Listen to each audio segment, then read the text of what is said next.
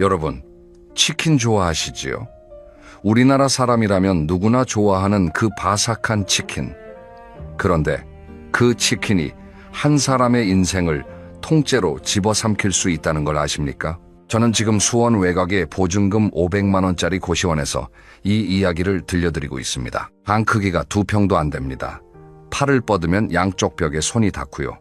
창문은 있는데 열면 바로 옆 건물 벽이라 햇빛이 들어오지 않습니다. 2년 전만 해도 저는 경기도 용인의 아파트에서 살았습니다. 37년을 한 직장에서 근무하고 받은 퇴직금 3억 원이 통장에 있었고요. 매달 국민연금 150만 원이 들어왔습니다. 아내와 함께 저녁마다 동네 공원을 산책하는 것이 가장 큰 행복이었습니다. 그런데 지금 저는 64살의 독거노인입니다. 퇴직금 3억 원은 단 6개월 만에 공기처럼 사라졌고요. 38년을 함께한 아내는 이혼 서류를 남기고 떠났습니다. 친구도 없고 자식도 연락이 뜸합니다. 하루 한 끼를 고시원 공용 주방에서 라면으로 때우면서 매일 아침 거울을 보고 제 자신에게 묻습니다. 상철아, 너는 그때 왜 그랬니? 오늘 제 이야기는 여러분께 드리는 경고장입니다. 퇴직금을 들고 자영업을 시작하려는 분, 치킨집이든 카페든 식당이든 내 가게 하나 차리면 사장님 소리 들으며 살 수 있다고 믿고 계신 분, 제발 이 이야기를 끝까지 들어주십시오. 제 3억 원이 어떻게 6개월 만에 증발했는지, 그리고 돈이 사라진 뒤에 아내마저 떠나는 것이 얼마나 처참한 일인지 제 입으로 직접 말씀드리겠습니다. 저는 25살에 수원의 한 전자부품 회사에 입사했습니다. 생산관리 부서의 말단 사원으로 시작해서 37년 동안 한 번도 이직하지 않았습니다. 아침 7시에 출근해서 저녁 8시에 퇴근하는 생활이 거의 매일이었고요. 주말 특근도 마다하지 않았습니다. 한여름 에어컨도 없는 공장에서 땀에 절은 작업복을 입고 라인을 돌리면서도 불평 한 번 하지 않았습니다. 이유는 하나였습니다. 집에 가면 아내 영희 씨가 차려놓은 밥상이 있었고 어린 아들 민수가 아빠하고 뛰어왔기 때문입니다. 월급은 많지 않았지만 아내가 살림을 잘했습니다.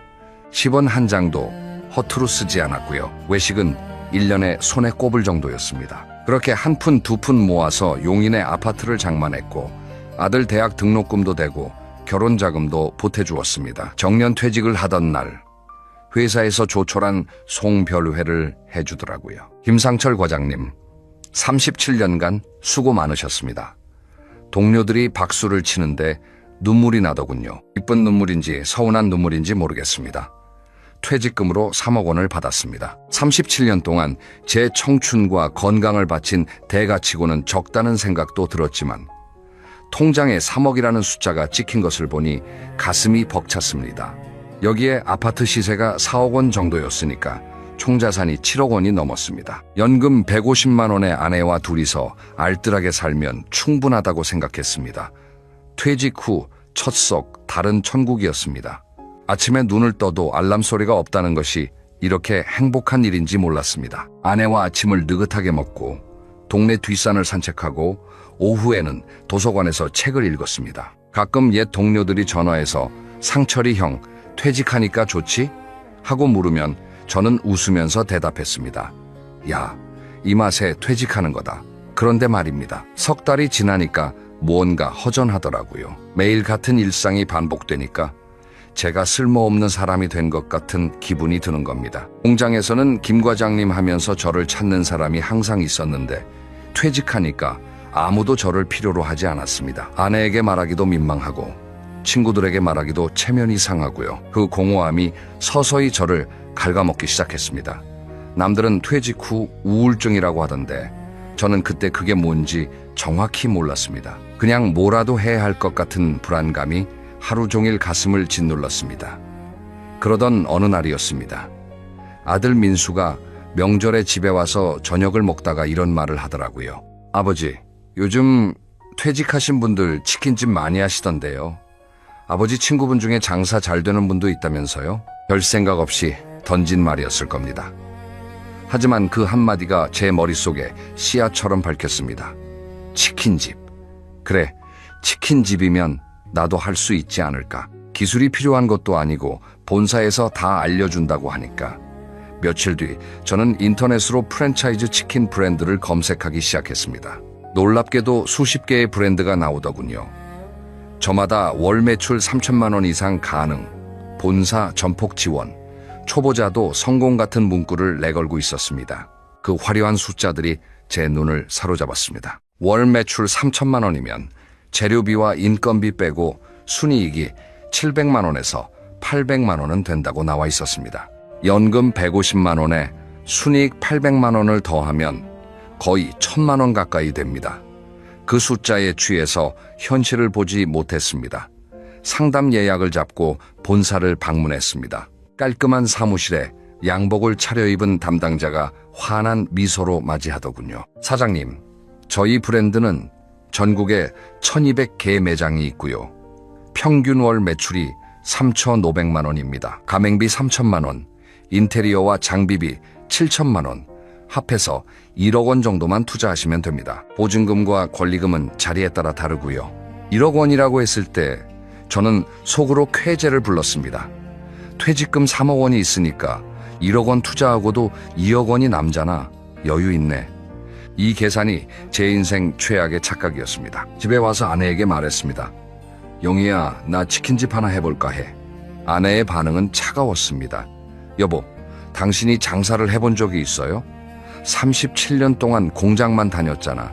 괜히 퇴직금 날리지 말고 그냥 연금 받으면서 조용히 살아요. 하지만 저는 이미 마음을 굳힌 상태였습니다. 당신은 몰라. 요즘 치킨 프랜차이즈는 본사에서 다 해줘. 레시피도 주고 마케팅도 해주고 나는 가게만 관리하면 돼. 아내는 한숨을 쉬며 더 이상 말리지 않았습니다. 나중에 돌이켜보면 아내의 그 한숨이 저를 향한 마지막 경고였습니다. 자리를 알아보기 시작했습니다. 본사 담당자가 수원 영통구 쪽에 좋은 자리가 나왔다고 추천하더군요. 대학교 근처라 유동 인구가 많고 배달 주문도 잘 나오는 지역이라고 했습니다. 보증금 5천만 원의 권리금 3천만 원이었습니다. 여기에 가맹비 3천만 원, 인테리어와 장비비 7천만 원을 합치면 총 투자금이 1억 8천만 원이었습니다. 처음에 1억 원이면 된다고 했는데 거의 2억 원 가까이 드는 겁니다. 이상하다고 생각했어야 했는데 이미 마음이 앞서 있었습니다. 담당자가 웃으면서 말하더군요. 사장님, 이 자리는 전 매장이 월 매출 4천만 원 찍던 곳이에요. 여기서 안 되면 어디서도 안 됩니다. 그 말에 넘어갔습니다. 결국 퇴직금 3억 원 중에서 1억 8천만 원을 쏟아부었습니다. 남은 돈은 1억 2천만 원이었는데요. 그 돈마저도 오래가지 못할 줄은 그때는 꿈에도 몰랐습니다. 인테리어 공사가 시작되었습니다. 본사에서 지정한 업체가 들어와서 이 주만에 번쩍번쩍한 가게를 만들어 놓았습니다. 노란 간판에 치킨 사진이 붙은 그 가게를 보니까 정말 제가 사장이 된 기분이었습니다. 아내도 처음에는 반대했지만 완성된 가게를 보더니 표정이 조금 풀리더라고요. 생각보다 깔끔하네. 당신이 하겠다니 믿어볼게요. 대신 절대 빚은 지지 마요. 오픈 첫날은 정말 꿈 같았습니다. 본사에서 오픈 이벤트를 지원해줬는데 할인 쿠폰을 뿌리니까 손님이 줄을 서더라고요. 하루 매출이 200만 원을 넘었습니다. 주방에서 치킨을 튀기는 기름 냄새가 그렇게 향기로울 수가 없었습니다. 아내도 카운터에서 주문을 받으며 활짝 웃었고요. 여보, 이거 진짜 대박 나는 거 아니야? 저도 신이 나서 대답했습니다. 내가 뭘 했어? 자리가 좋으니까 손님이 알아서 오는 거야. 첫 주 매출이 1,000만 원을 넘기자 친구들에게 전화해서 자랑을 했습니다. 야, 나 치킨집 차렸는데 대박이다. 너희도 한번 와봐. 친구들이 축하한다며 가게에 찾아와서 치킨을 먹고 갔습니다. 세상이 제 편인 것 같았습니다. 그런데 말입니다. 그 화려한 오픈 매출에는 비밀이 있었습니다. 오픈 할인 때문에 온 손님들은 할인이 끝나면 다시 오지 않습니다. 그걸 몰랐던 겁니다. 오픈 이벤트가 끝난 둘째 주부터 매출이 뚝 떨어지기 시작했습니다. 첫 주에 1,000만 원이던 매출이 둘째 주에는 600만 원, 셋째 주에는 400만 원으로 곤두박질 쳤습니다. 처음에는 일시적인 현상이라고 생각했습니다. 아직 입소문이 안 났을 뿐이야. 조금만 버티면 다시 올라갈 거야. 하지만 매출은 올라가지 않았습니다. 이유를 알아보니 반경 500m 안에 치킨집이 5개가 더 있었습니다. 본사 담당자는 이 사실을 알려주지 않았습니다. 아니, 알면서도 말하지 않은 겁니다. 대학가 근처라 유동 인구는 많았지만 그만큼 경쟁도 치열했던 거예요. 게다가 대학생들은 가격에 민감합니다. 옆 가게에서 1,000원만 더 싸게 해도 그쪽으로 가버립니다. 저는 가격을 내릴 수도 없었습니다. 프랜차이즈 본사에서 정한 가격이 있었으니까요. 한 달이 지나자 현실이 보이기 시작했습니다. 월 매출이 1,800만 원 정도였는데요. 여기서 재료비가 40%, 임대료 250만 원, 인건비, 공과금, 로열티까지 빼면 제 손에 남는 돈이 거의 없었습니다. 오히려 마이너스인 달도 있었습니다. 본사에서 말한 월 매출 3,500만 원은 꿈같은 이야기였습니다. 아내가 걱정하기 시작했습니다. 여보, 이번 달도 적자야? 이러다 퇴직금 다 날리는 거 아니야? 저는 짜증을 냈습니다. 아직 2달밖에 안 됐는데 뭘 그래. 장사가 원래 처음에는 힘든 거야. 하지만 속으로는 불안했습니다. 남은 현금 1억 2천만 원이 매달 적자를 메우느라 눈에 보이게 줄어들고 있었거든요.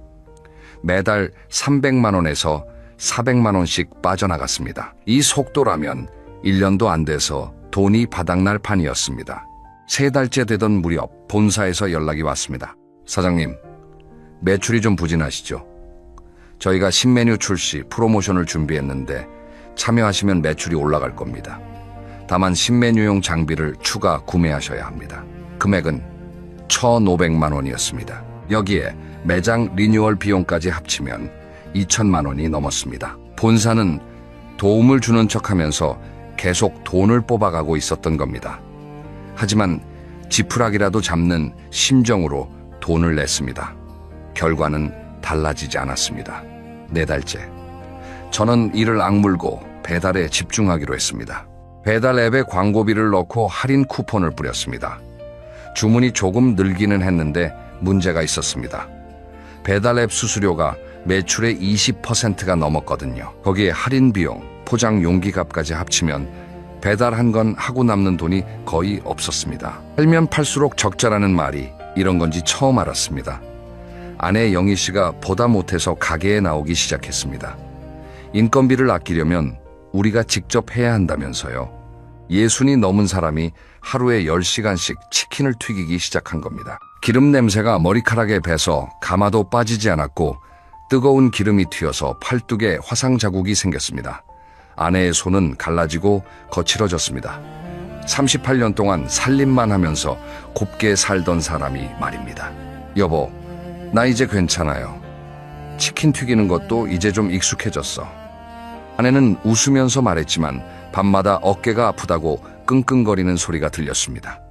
미안했습니다.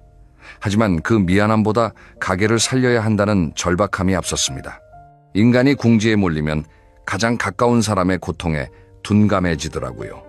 그게 제가 저지른 가장 큰 죄였습니다. 5달째 상황은 더 악화되었습니다. 여름이 되면서 주변에 새로운 맥주집과 호프집이 우후죽순 생겨났습니다. 치킨을 시키더라도 그쪽에서 시키지 저희 가게에서 시키는 사람이 줄었습니다. 월 매출이 1,200만 원까지 떨어졌습니다. 임대료와 재료비를 내면 매달 500만 원 이상이 적자였습니다. 남은 현금이 3천만 원 밑으로 내려갔을 때 아내가 처음으로 눈물을 보였습니다. 여보, 그만하자. 제발 그만하자. 이러다 우리 집까지 날려요. 하지만 저는 멈출 수가 없었습니다. 이미 1억 8천만 원을 쏟아부었는데 여기서 그만두면 그 돈을 전부 날리는 거잖아. 조금만 더 버티면 괜찮아질 거야. 이게 바로 매몰 비용의 함정이라는 겁니다. 이미 쓴 돈이 아까워서 더 쓰게 되고 더 쓰다 보면 돌이킬 수 없는 구렁텅이로 빠져드는 겁니다. 저는 그 함정을 알면서도 빠져나오지 못했습니다. 결국 저는 아내 몰래 대출을 받았습니다. 용인 아파트를 담보로 5천만 원을 빌렸습니다. 아내에게 약속한 절대 빚은 지지 않겠다는 말을 스스로 깨트린 겁니다. 그 돈으로 2달만 더 버텨보자고 생각했습니다. 하지만 2달은 아무것도 바꾸지 못했습니다. 매출은 계속 떨어졌고 빚만 늘어났습니다. 6달째 결국 올 것이 오고야 말았습니다. 월말에 임대료를 내야 하는데 통장에 돈이 없었습니다. 재료업체에서 외상 대금을 독촉하는 전화가 오기 시작했고요.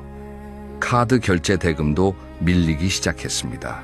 어느 날 아침 가게 문을 열려는데 손이 떨리더라고. 안으로 들어가면 또 적자라는 현실을 마주해야 한다는 게 두려웠습니다. 저는 그날 가게 앞벤치에 앉아서 한참을 울었습니다. 지나가는 사람들이 쳐다보든 말든 눈물이 멈추지 않았습니다. 아내에게 전화했습니다. 영희야, 나 솔직히 말할 게 있어. 아파트 담보로 5천만 원 빌렸어. 미안해. 전화기 너머로 한참 동안 아무 소리도 들리지 않았습니다. 그리고 아내의 목소리가 들렸는데 그건 분노도 아니고 슬픔도 아닌 차갑게 얼어붙은 체념이었습니다. 당신 나한테 약속했잖아. 빚은 안 진다고. 결국 그 약속도 거짓말이었네. 폐업을 결정했습니다. 하지만 폐업도 공짜가 아니었습니다. 프랜차이즈 계약서에는 3년 이내 폐업 시 위약금 2천만 원이라는 조항이 있었습니다. 계약할 때 분명히 설명을 들었을 텐데 저는 기억이 나지 않았습니다. 아마 그때 장밋빛 미래에 눈이 멀어서 작은 글씨를 읽지 않았겠지요.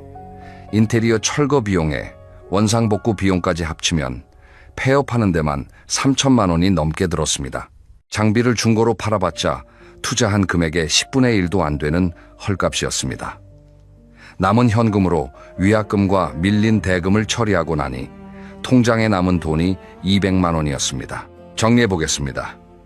퇴직금 3억 원 중에서 가맹비, 인테리어, 보증금, 권리금으로 1억 8천만 원, 운영 적자 메우는데 7천만 원, 대출이자와 폐업 비용으로 3천만 원, 아파트 담보대출 5천만 원은 빚으로 고스란히 남았습니다. 결론적으로 3억 원을 모두 날리고 5천만 원의 빚까지 진 겁니다. 37년의 세월이 6개월 만에 마이너스로 바뀌었습니다. 가게 문을 닫은 날, 빈 매장에 혼자 서서 천장을 올려다보았습니다. 6개월 전 이 자리에서 환한 조명 아래 손님들이 치킨을 먹으며 웃던 소리가 환청처럼 들렸습니다. 이제 남은 것은 기름때가 낀 환풍기와 씁쓸한 실패뿐이었습니다. 바깥으로 나와서 간판을 올려다봤습니다. 저 간판 다는 데만 800만 원이 들었지. 쓴 웃음이 나왔습니다. 집에 돌아오니 아내가 거실에 앉아 있었습니다. 밥도 안 차리고 텔레비전도 안 켜고 그냥 벽만 바라보고 있더라고요. 영희야 미안해. 제가 먼저 말을 꺼냈습니다. 아내는 고개를 천천히 돌려서 저를 보았는데 그 눈빛을 잊을 수가 없습니다. 원망도 분노도 아닌 오랫동안 쌓인 실망이 가득한 눈빛이었습니다. 당신은 37년 동안 성실하게 살았잖아요. 그게 당신의 장점이었어. 근데 왜 하필 장사를 하겠다고 한 거예요? 당신은 장사꾼이 아니잖아. 아내의 말이 가슴에 비수처럼 꽂혔습니다. 맞는 말이었기 때문입니다. 저는 사장이 되고 싶었던 게 아니라 퇴직 후에 공허함을 채우고 싶었던 겁니다. 그 공허함의 대가가 3억 원이라니 너무 비싼 수업료였습니다. 그 뒤로 집 안 분위기가 급격히 나빠졌습니다. 아내와 저는 같은 공간에 있으면서도 대화가 없었습니다. 밥을 차려 놓아도 같이 먹지 않았고 잠을 자도 서로 등을 돌리고 누웠습니다. 38년 동안 한 번도 이런 적이 없었는데 돈이 사라지니까 부부 사이에 보이지 않는 벽이 쌓이더라고요. 결정타는 대출 독촉이었습니다. 아파트 담보대출 5천만 원의 이자를 제때 내지 못하자 은행에서 연락이 왔습니다. 연금 150만 원으로는 이자와 생활비를 동시에 감당할 수 없었거든요. 은행에서 상환 계획을 제출하라고 했는데 쓸 수 있는 게 없었습니다. 어느 날 저녁이었습니다. 아내가 옷장에서 짐을 꺼내기 시작하더군요. 영희야, 뭐 하는 거야? 아내는 대답하지 않고 묵묵히 가방에 옷을 넣었습니다. 나 언니네 가서 좀 지낼게요. 당신 얼굴 보면 숨이 막혀서 못 살겠어. 영희야, 제발. 내가 잘못했어. 다시 일어설 수 있어. 연금이라도 있잖아. 아내가 돌아서며 한마디를 내뱉었습니다. 연금? 그 연금도 이자 내면 남는 게 없잖아. 당신은 나한테 평생 고생시켜놓고 마지막에 퇴직금마저 날려버렸어. 나는 이제 내 인생을 살고 싶어. 현관문이 닫히는 소리가 아파트 전체에 울렸습니다. 38년의 세월이 문 하나를 사이에 두고 끝이 난 겁니다. 저는 한참 동안 닫힌 문을 바라보다가 그 자리에 주저앉았습니다. 울음소리가 텅 빈 거실에 메아리처럼 퍼졌습니다. 그때 깨달았습니다. 3억 원을 잃은 것보다 사람을 잃는 것이 100배, 1000배 더 아프다는 것을요. 이혼 서류는 2달 뒤에 왔습니다. 아내의 언니를 통해서 전달받았는데 봉투를 열어보는 손이 떨렸습니다. 재산 분할이라고 할 것도 없었습니다. 남은 재산이 아파트뿐이었는데 그마저 대출이 끼어 있어서 팔아봤자 얼마 남지 않았거든요. 결국 아파트를 팔았습니다. 대출금을 갚고 아내 몫을 정리하고 나니 제 손에 남은 돈은 1,500만 원이었습니다. 37년 월급에서 시작한 7억 원의 자산이 1,500만 원으로 줄어든 겁니다. 그 돈을 들고 수원 외곽의 고시원에 입주했습니다. 보증금 500만 원, 월세 35만 원, 2평짜리 방이 제 새로운 삶의 전부가 되었습니다. 고시원 생활이 시작된 첫날, 좁은 방에 누워서 천장을 보았습니다. 용인 아파트의 넓은 거실이 떠올랐고 아내가 차려주던 저녁 밥상이 떠올랐고 가게 오픈날 손님들이 줄을 서던 풍경이 떠올랐습니다. 전부 다 지나간 일이었습니다. 이제 남은 건 연금 150만 원과 고시원 공용 주방의 라면뿐이었습니다. 가장 힘든 건 새벽이었습니다. 고시원 벽이 얇아서 옆방 사람의 코 고는 소리가 다 들렸는데요. 그 소리를 들으면서 아내의 숨소리가 그리워지는 겁니다. 38년 동안 옆에서 들었던 그 익숙한 숨소리가 사람이 이렇게 그리울 수 있다는 걸 돈을 다 잃고 나서야 알았습니다. 친구들도 연락이 끊겼습니다. 치킨집 대박이라며 축하해주던 사람들, 형님 한턱 내세요 하던 사람들, 제가 망했다는 소식이 돌자 전화번호가 바뀌기라도 한 것처럼 연락이 없더라고요. 돈이 있을 때의 인간관계가 얼마나 허망한 것인지 뼈저리게 느꼈습니다. 3달 정도 지났을 때였습니다. 저녁에 편의점에서 삼각김밥을 사들고 고시원으로 돌아오는 길이었는데 익숙한 뒷모습이 보였습니다. 횡단보도 건너편에서 장바구니를 들고 걸어가는 여자. 걸음걸이가 아내 영희 씨와 너무 닮았습니다. 뛰어가서 확인하고 싶었는데 다리가 움직이지 않았습니다. 만약 정말 아내라면 뭐라고 말해야 할지 이 꼴로 마주칠 용기가 나지 않았거든요. 그날 밤 잠이 오지 않았습니다. 머릿속에서 아내의 마지막 말이 계속 맴돌았습니다. 나는 이제 내 인생을 살고 싶어. 저는 아내에게 어떤 인생을 준 걸까요? 37년 동안 공장에서 번 돈으로 먹고 살게는 해줬지만 마지막에 퇴직금을 몽땅 날려서 거리에 나앉게 만들었습니다. 은퇴하면 여행 다니자, 맛있는 것 먹으러 다니자 했던 약속은 전부 거짓말이 되었습니다. 하지만 여러분, 사람이 바닥을 치면 2가지 중 하나입니다. 그대로 주저앉거나 아니면 일어서거나. 저는 일어서기로 했습니다. 아침에 눈을 뜨면 고시원 공용 화장실에서 세수를 하고 거울을 봅니다. 상처라. 오늘도 살아있으니 된 거다. 매일 그렇게 제 자신에게 말했습니다. 가장 먼저 한 일은 주민센터를 찾아가는 것이었습니다. 제가 받을 수 있는 복지 혜택을 하나하나 알아봤습니다. 기초연금과 국민연금을 합치면 월 200만 원 정도가 되었는데요. 고시원 월세를 내고 나면 165만 원이 남았습니다. 거기서 공과금과 통신비를 빼면 생활비는 140만 원 정도. 넉넉하지는 않지만 라면만 먹지 않아도 되는 금액이었습니다. 그리고 일자리를 찾았습니다. 64시면 취직이 쉽지 않지만 아파트 단지 경비원 자리가 났더라고요. 변은 적었지만 사람을 만나고 대화를 나눌 수 있다는 것이 좋았습니다. 고시원 방에 혼자 있으면 생각이 너무 많아지는데 일을 하면 그런 생각이 좀 줄어들거든요.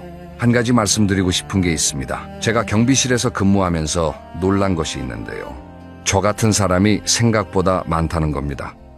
퇴직금 들고 자영업 했다가 망한 사람, 자녀 사업 지원해줬다가 돈 날린 사람, 부동산 투자 잘못해서 집까지 잃은 사람, 아파트 단지 경비원들 중에 이런 분들이 한둘이 아니었습니다. 다들 한때는 과장님, 부장님 소리 들으며 살던 분들인데 말이에요. 지금 제가 있는 곳은 고시원에서 나와 수원의 한 임대주택입니다. 경비원 일을 하면서 조금씩 모아서 보증금을 마련했고요. 방 한 칸짜리 작은 집이지만 저만의 공간이 있다는 것이 감사합니다. 아침에 눈을 떠서 마시는 인스턴트 커피 한 잔이 치킨집 사장이라고 잘난 척할 때 마시던 비싼 커피보다 마음이 편합니다. 아내의 소식은 아들을 통해 가끔 듣습니다. 언니네 집 근처에서 작은 식당의 주방 일을 하며 살고 있다고 하더군요. 보고 싶냐고요? 매일 보고 싶습니다. 하지만 찾아가지는 않습니다. 퇴직금을 날리고 빚까지 안겨준 남편이 빈손으로 찾아가 봤자 짐만 될 뿐이니까요. 자, 이제 제 이야기의 마지막입니다. 이 바닥까지 떨어지면서 뼛속 깊이 깨달은 것들을 여러분께 전해드리겠습니다. 첫째, 퇴직금으로 자영업을 하지 마십시오. 냉정하게 들리실 수 있습니다. 하지만 30년 넘게 회사원으로 살아온 사람이 갑자기 장사를 잘할 수 있는 확률은 매우 낮습니다. 프랜차이즈 본사가 보여주는 매출 자료는 전부 가장 잘 되는 매장의 숫자입니다. 현실은 전혀 다릅니다. 통계를 보면 자영업의 5년 생존율이 30%도 안 됩니다.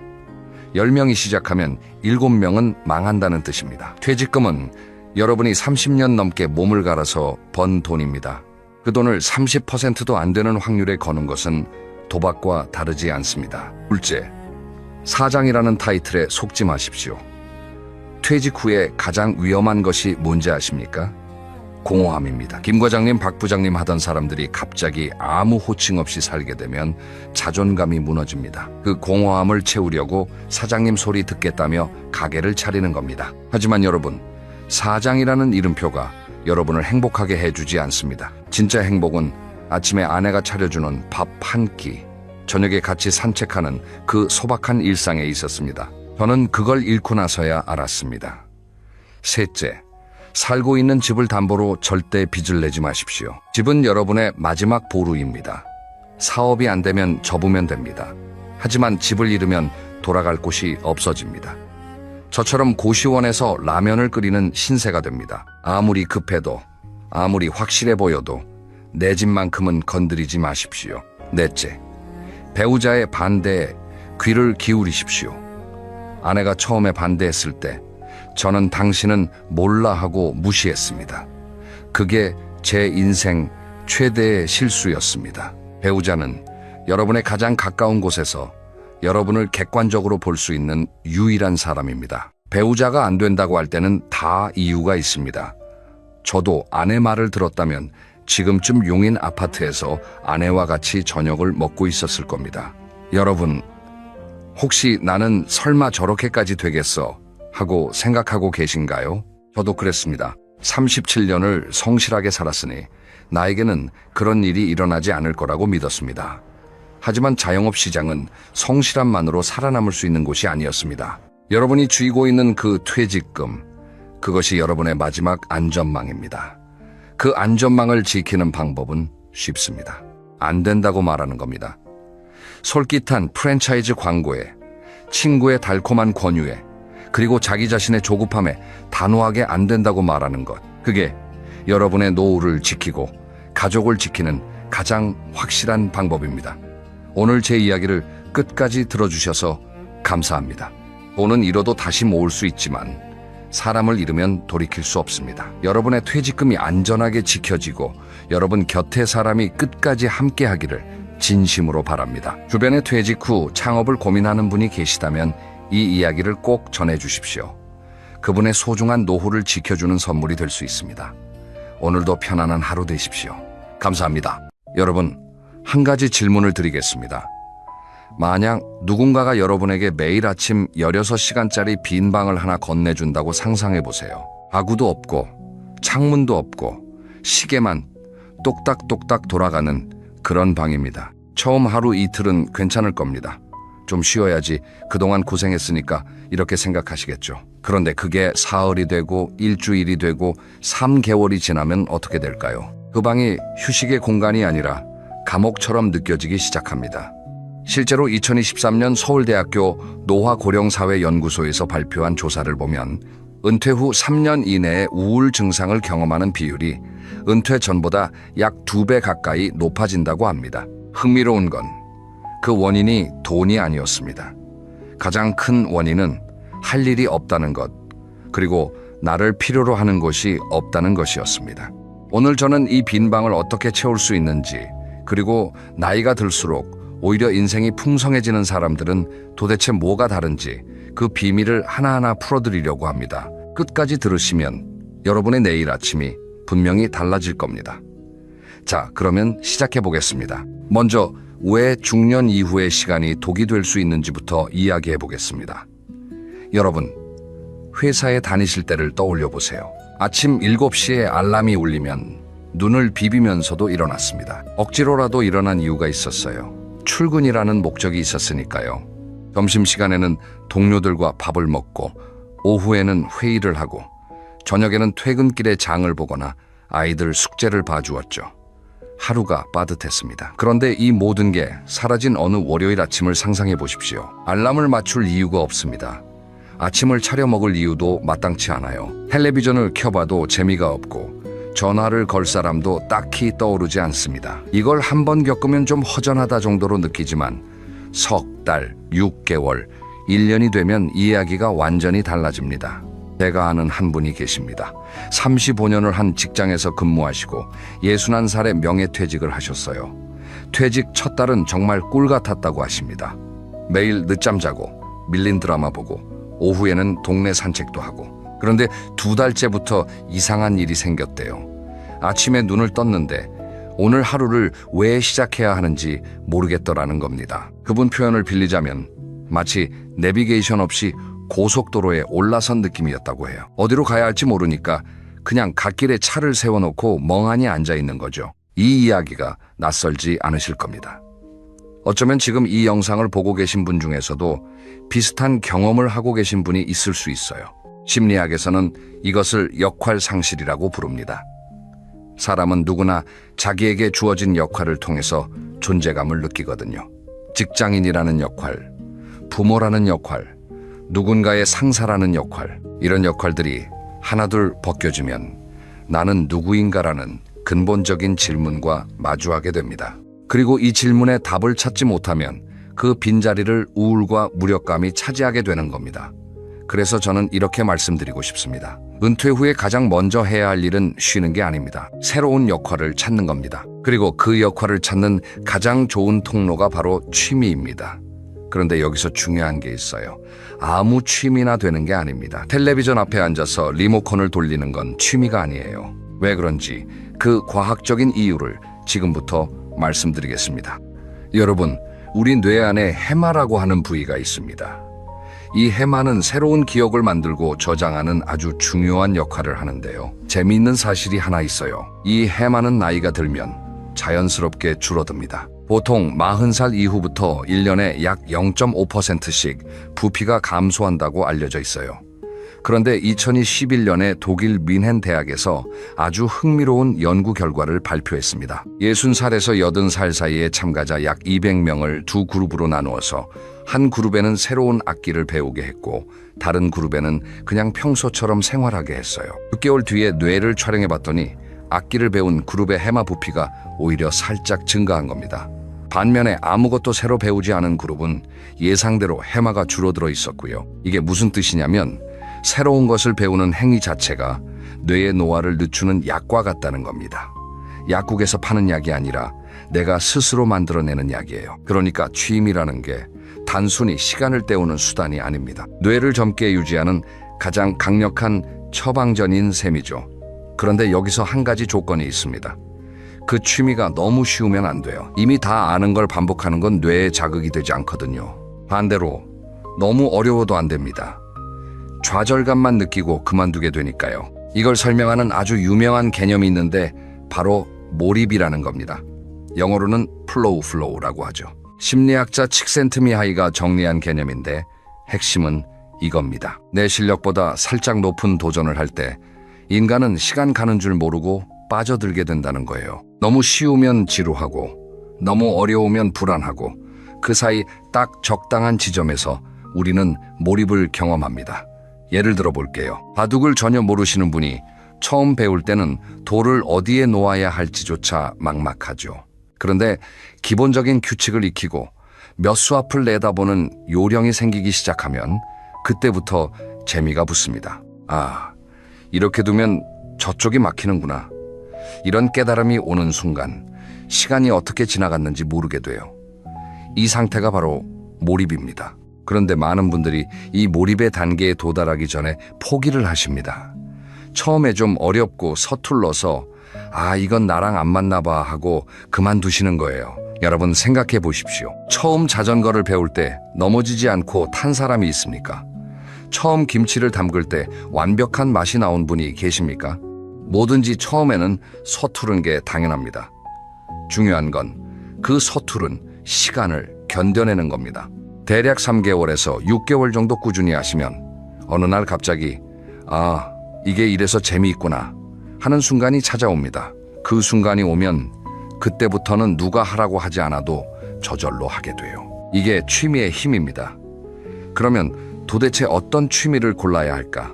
여기서부터가 진짜 중요한 이야기입니다. 이제 세 번째 이야기로 넘어가 보겠습니다. 취미를 고를 때 크게 두 가지 방향이 있습니다. 하나는 혼자 하는 취미이고 다른 하나는 누군가와 함께 하는 취미입니다. 그런데 저는 둘 다 필요하다고 말씀드리고 싶어요. 마치 우리 식단에 밥도 필요하고 반찬도 필요한 것처럼 혼자만의 시간과 함께하는 시간이 균형을 이루어야 건강한 노후가 됩니다. 먼저 혼자 하는 취미에 대해서 이야기해 볼게요. 혼자 하는 취미의 가장 큰 장점은 자유입니다. 누구 눈치 볼 것 없이 내가 하고 싶을 때 하고 쉬고 싶을 때 쉴 수 있어요. 비가 오나 눈이 오나 집안에서 할 수 있는 것들이 있죠. 예를 들면 글쓰기, 그림 그리기, 뜨개질, 요리, 퍼즐, 독서 같은 것들이요. 이런 활동들은 내 안의 생각을 정리해주고 조용한 만족감을 줍니다. 특히 글쓰기는 제가 정말 강력하게 추천드리는 취미 중 하나인데요. 꼭 소설을 쓰라는 게 아닙니다. 오늘 하루 있었던 일을 3줄만 적어보는 거예요. 오늘 아침에 뭘 먹었고 누굴 만났고 어떤 생각이 들었는지. 이게 쌓이면 나중에 엄청난 보물이 됩니다. 10년 뒤에 펼쳐보면 내가 그때 이런 생각을 했었구나, 이런 하루를 보냈구나 하면서 감탄하시게 될 겁니다. 이건 세상 어디에도 없는 나만의 자서전이 되는 거예요. 또 하나, 밖에서 혼자 할 수 있는 취미도 있습니다. 산책, 사진 찍기, 낚시, 자전거 타기 같은 것들이죠. 이런 활동들은 몸도 움직이고 바깥 공기도 마실 수 있어서 건강에 정말 좋습니다. 특히 사진 찍기는 아주 좋은 취미예요. 왜냐하면 사진을 찍으려면 주변을 유심히 관찰해야 하거든요. 평소에 그냥 지나치던 골목길의 담쟁이, 해질 무렵의 하늘 색깔, 시장 할머니의 주름진 손, 이런 것들이 카메라 렌즈를 통해 보면 전혀 다르게 보입니다. 세상이 더 아름답게 느껴져요. 이게 바로 취미가 주는 선물입니다. 같은 세상인데 보는 눈이 달라지는 거예요. 그런데 혼자 하는 취미만으로는 부족한 부분이 있습니다. 사람은 결국 사회적 동물이거든요. 아무리 혼자 있는 게 편하다고 하셔도 석 달 내내 아무도 만나지 않으면 마음이 시들어요. 마치 화분에 물을 안 주면 꽃이 마르는 것처럼 인간관계라는 물을 주지 않으면 우리 마음도 서서히 말라갑니다. 그래서 함께하는 취미가 필요합니다. 함께하는 취미의 가장 좋은 점은 소속감이에요. 내가 어딘가에 속해 있다는 느낌, 누군가 나를 기다리고 있다는 느낌. 이게 생각보다 엄청난 힘을 줍니다. 예를 들어 매주 수요일 오전 10시에 모이는 독서 모임이 있다고 해봅시다. 그러면 화요일 밤부터 책을 좀 더 읽게 되고 수요일 아침에는 일찍 일어나서 준비를 하게 되고 모임에 가면 다른 분들과 이런저런 이야기를 나누게 됩니다. 이 하나의 약속이 일주일의 리듬을 만들어주는 거예요. 리듬이 생기면 생활이 달라집니다. 표정이 달라지고 걸음걸이가 달라지고 목소리가 달라져요.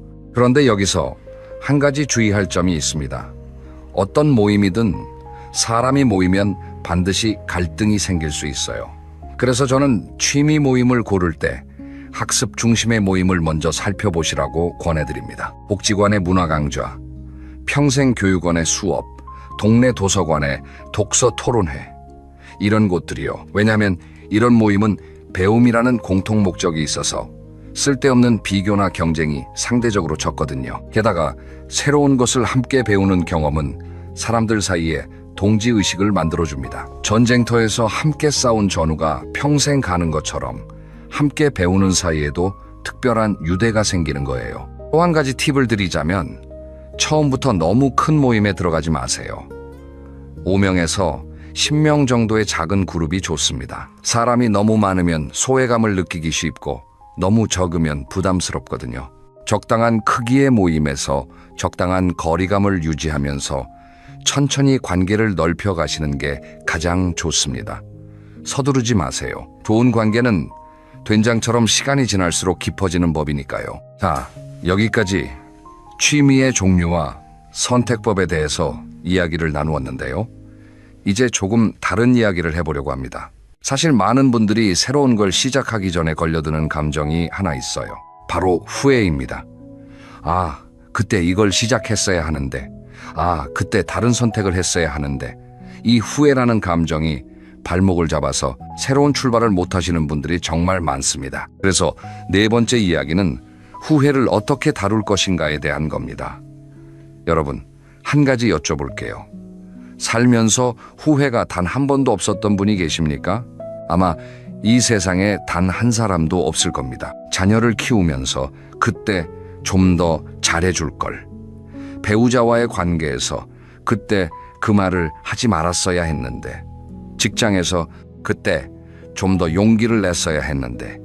이런 후회들이 마음속에 차곡차곡 쌓여 있으실 거예요. 특히 자녀에 대한 후회가 가장 크다고 합니다. 먹고 살기 바빠서 아이들 곁에 있어주지 못한 것, 공부하라고 너무 다그쳤던 것, 아이의 꿈을 반대했던 것, 이런 미안함이 가슴속에 돌처럼 박혀있는 분들이 많으세요. 제가 만난 한 어머니가 이런 말씀을 하셨습니다. 큰아이가 어릴 때 그림을 참 좋아했대요. 만날 종이에 뭘 그리고 색칠하고. 그런데 그 어머니는 이렇게 말했답니다. 그림 그려서 뭐하니 공부나 해. 그 한마디가 30년이 지난 지금까지도 가슴에 박혀 있다고 하시더라고요. 지금 그 아들은 평범한 회사원으로 잘 살고 있지만 어머니는 혹시 내가 그때 그 말을 하지 않았으면 이 아이가 화가가 됐을까? 더 행복했을까? 이런 생각을 떨쳐내지 못하신대요. 후회라는 감정은 참 독특합니다. 시간이 지나면 희미해질 것 같은데 오히려 나이가 들수록 더 선명해지는 경우가 많아요. 왜 그럴까요? 왜냐하면 되돌릴 수 있는 시간이 점점 줄어들기 때문입니다. 젊을 때는 후회를 해도 아직 기회가 있다고 생각할 수 있잖아요. 그런데 예순이 넘고 일흔이 되면 그 기회의 창이 좁아지는 것 같으니까 후회가 더 깊어지는 거예요. 그런데 저는 이렇게 말씀드리고 싶습니다. 후회할 수 있다는 것 자체가 여러분이 좋은 사람이라는 증거입니다. 왜냐하면 후회는 내가 더 잘하고 싶었다는 마음에서 나오는 거거든요. 나쁜 의도로 한 행동은 후회하지 않아요. 내가 사랑했기 때문에, 내가 잘해주고 싶었기 때문에, 그런데 그러지 못했기 때문에 후회하는 겁니다. 그러니 후회가 많다는 건 그만큼 사랑이 많았다는 뜻이에요. 다만 후회에 갇혀 사시면 안 됩니다. 후회가 성찰이 되면 약이 되지만 후회가 자책이 되면 독이 됩니다. 여기서 핵심적인 차이가 뭐냐면 성찰은 앞을 보는 것이고 자책은 뒤만 보는 것입니다. 아, 그때 그랬구나. 그러면 지금부터는 이렇게 해야겠다. 이게 성찰이에요. 반면에 그때 왜 그랬을까? 나는 정말 한심해. 이걸 끝없이 반복하는 건 자책이고 이건 우울증으로 가는 지름길입니다. 그래서 저는 여러분께 아주 간단한 방법 하나를 알려드리고 싶습니다. 이름을 붙이자면 3의 법칙이라고 할 수 있겠는데요. 후회가 떠오를 때 3가지를 적어보시는 겁니다. 첫째, 그때 내가 왜 그런 선택을 했는지 한 줄로 적으세요. 둘째, 그 선택이 가져다준 좋은 점을 한 가지만 찾아서 적으세요. 셋째, 지금부터 내가 할 수 있는 일을 한 가지 적으세요. 이 3줄만 적으면 됩니다. 이렇게 하면 후회가 성찰로 바뀝니다. 과거에 머물러 있던 시선이 현재와 미래로 옮겨가는 거예요. 예를 들어 아까 그 어머니의 경우를 한번 적용해 볼게요. 첫째, 그때 나는 아이가 안정적인 삶을 살기를 바라서 그랬다. 둘째, 그 덕분에 아이는 지금 경제적으로 안정된 생활을 하고 있다. 셋째, 지금이라도 아이에게 전화해서 요즘 그림 그리고 싶은 마음은 없니 하고 물어봐야겠다. 이렇게 3줄만 적으면 30년 묵은 후회가 오늘의 행동으로 바뀌는 겁니다. 후회의 무게가 훨씬 가벼워지실 거예요. 자, 이쯤에서 한 가지 질문을 드리고 싶습니다. 여러분의 가장 큰 후회는 무엇입니까? 그리고 그 후회를 오늘의 행동으로 바꿀 수 있다면 어떤 행동을 하시겠습니까? 잠깐 영상을 멈추시고 생각해 보셔도 좋습니다. 그 생각이 여러분 인생의 전환점이 될 수도 있으니까요. 자, 이제 5번째 이야기입니다. 관계에 대해서 좀 깊이 있게 이야기해 보겠습니다. 아까 함께하는 취미의 중요성을 말씀드렸는데 사실 중년 이후에 인간관계만큼 복잡한 문제도 없습니다. 오래된 친구가 갑자기 불편해지기도 하고, 새로운 사람을 만나는 게 두렵기도 하고, 혼자가 편한 것 같으면서도 외로운 그런 묘한 시기거든요. 여기서 제가 좋아하는 비유를 하나 말씀드릴게요. 인간관계를 정원이라고 생각해 보시는 겁니다. 정원에는 아름다운 꽃도 있고 듬직한 나무도 있고, 하지만 잡초도 있어요. 좋은 정원을 유지하려면 뭘 해야 합니까? 꽃에는 물을 주고, 나무는 가지치기를 해주고, 잡초는 뽑아내야 합니다. 인간관계도 똑같습니다. 소중한 사람에게는 관심과 애정을 주어야 하고, 가까운 사람과는 적당한 거리를 조절해야 하고, 나에게 해로운 사람은 정리할 수 있어야 합니다. 그런데 문제는 잡초가 처음부터 잡초처럼 생기지 않는다는 거예요. 처음에는 꽃처럼 보이는 잡초들이 있어요. 만날 때마다 기분 좋은 말만 하고 네 편이야 하면서 다가오는데, 나중에 보면 뒤에서 이간질을 하고 있더라. 이런 경우가 있죠. 또 어떤 사람은 만날 때마다 자기 자랑만 합니다. 손주가 어디 대학에 붙었네. 남편이 뭘 사줬네. 어디 여행을 갔다 왔네. 한두 번은 괜찮아요. 그런데 매번 빠짐없이 자기 이야기만 한다면 그건 대화가 아니라 일방적인 공연이에요. 내가 관객이 된 셈이죠. 또 한 가지, 지적하기를 좋아하는 사람이 있어요. 네가 입은 옷이 좀 그렇다. 네 아이 교육을 그렇게 시키면 안 된다. 네가 하는 일이 좀 걱정이다. 이런 말들이요. 본인은 충고라고 생각하겠지만 듣는 사람은 공격으로 느낍니다. 특히 나이가 들수록 이런 지적은 상처가 깊어요. 왜냐하면 젊을 때는 내가 바꿀 시간이 있으니까 참고할 수 있는데, 이 나이에 그런 말을 들으면 나는 이것밖에 안 되는 사람인가 하는 자괴감이 드니까요. 자, 그러면 이런 사람들을 만났을 때 어떻게 해야 할까요? 무조건 손절해야 할까요? 저는 반드시 그렇지는 않다고 생각합니다. 왜냐하면 손절이라는 건 생각보다 에너지가 많이 드는 일이거든요. 그리고 한 명을 끊어내면 또 다른 사람이 불편해지고 결국 점점 혼자가 되어가는 경우가 많습니다. 대신에 제가 제안드리는 방법은 심리적 거리를 조절하는 겁니다. 물리적으로 만남을 완전히 끊는 게 아니라 마음의 거리를 적당히 두는 거예요. 쉽게 말하면 그 사람의 말에 내 감정을 크게 투자하지 않는 겁니다. 아, 또 시작이구나 하고 마음속으로 한 발 물러서는 거죠. 그리고 대화의 흐름을 자연스럽게 다른 방향으로 돌리는 겁니다. 야, 그건 그렇고 내가 어제 재밌는 책을 한 권 읽었는데, 이런 식으로요. 그리고 여기서 정말 중요한 이야기를 하나 더 드리겠습니다. 다른 사람을 평가하기 전에 혹시 나도 그런 사람이 아닌지 돌아봐야 합니다. 이게 솔직히 가장 어려운 부분이에요. 누구나 자기는 괜찮다고 생각하거든요. 하지만 냉정하게, 정말 냉정하게 돌아보십시오. 나도 모르게 자식 자랑을 하고 있지는 않았는지, 친구에게 아, 너는 그게 문제야 라는 식으로 말하지는 않았는지, 다른 친구 이야기를 옮기면서 이간질을 하고 있지는 않았는지. 만약 조금이라도 그런 적이 있다면 오늘부터 고치면 됩니다. 늦지 않았어요. 좋은 친구를 원한다면 내가 먼저 좋은 친구가 되는 게 가장 빠른 길입니다. 그리고 한 가지 더 말씀드리고 싶은 건, 나이 들어서 만드는 새로운 관계를 두려워하지 마시라는 겁니다. 많은 분들이 이 나이에 새 친구가 무슨 소용이야 하고 생각하시는데 절대 그렇지 않습니다. 오히려 나이 들어서 만난 친구가 더 깊은 우정을 나눌 수 있어요. 왜냐하면 서로 인생을 많이 겪어본 사람들이니까 서로의 아픔을 더 잘 이해할 수 있거든요. 젊을 때 친구는 함께 놀아서 친해지지만 나이 들어서 친구는 함께 공감해서 친해집니다. 그 깊이가 다릅니다. 최근에 이런 이야기를 들었습니다.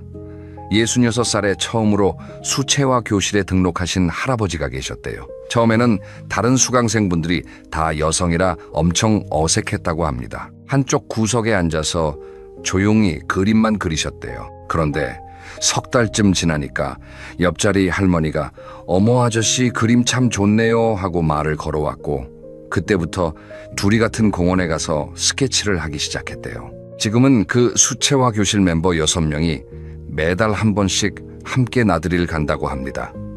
그 할아버지가 이런 말씀을 하셨대요. 은퇴 후에 가장 잘한 일이 수채화 교실에 등록한 것이라고. 그림을 배운 것도 좋지만 그 안에서 만난 사람들이 내 노후를 완전히 바꿔놓았다고요. 이게 취미의 진짜 힘입니다. 취미 자체도 좋지만 취미를 통해 만나는 사람들이 인생을 바꿔놓는 거예요. 자, 이제 마무리를 할 시간이 왔습니다. 오늘 5가지 이야기를 나누었는데요.